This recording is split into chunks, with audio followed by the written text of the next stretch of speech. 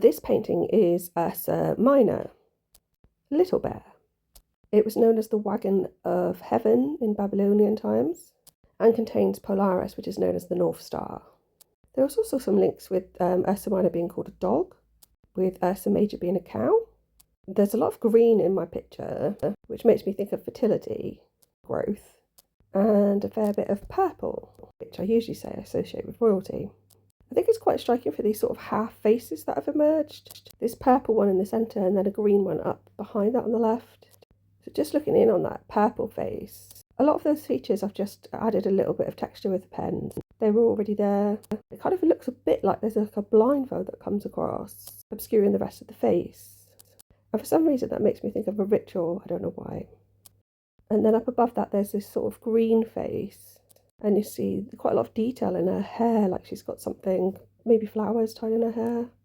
The side of that purple face ends up looking quite a lot like a bird, and there's other birds all around.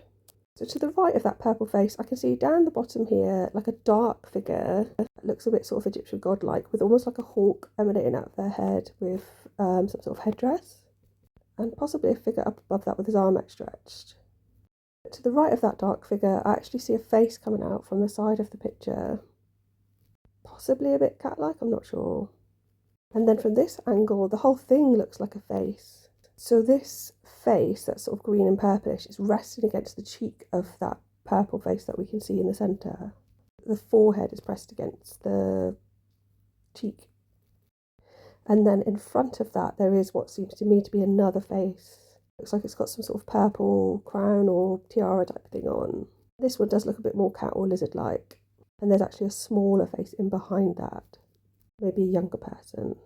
So there we have it. I don't see any bears there at all. I see hawks, eagles, cats, lizards, and a very close family.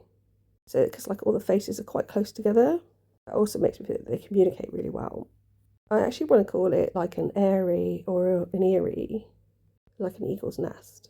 Apparently the eagle was associated with Nekhbet in Egypt, associated with Upper Egypt all the way to Aswan. Her extended wings were a sign of protection and her time as a mother. I don't see those extended wings here, but maybe the whole thing is extended in wings that we can't see. And there I go talking absolute tosh again. Thanks for listening. Please like and subscribe.